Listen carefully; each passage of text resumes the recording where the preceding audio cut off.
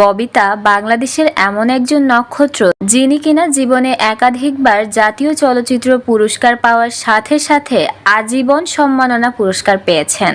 অন্যদিকে শাবনূরও বাংলাদেশের লাখো দর্শকের মন জয়কারী জাতীয় চলচ্চিত্র পুরস্কার প্রাপ্ত অভিনেত্রী।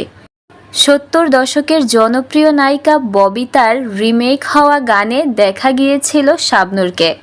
চলুন দেখা যাক শাবনূর সেই গানে ববিতার মতো অভিনয় করতে পেরেছেন কিনা বা তাকে ছাড়িয়ে যেতে পেরেছেন কিনা। ববিতার ১৯৭৬ সালে মুক্তিপ্রাপ্ত ছবি হচ্ছে নয়নমণি।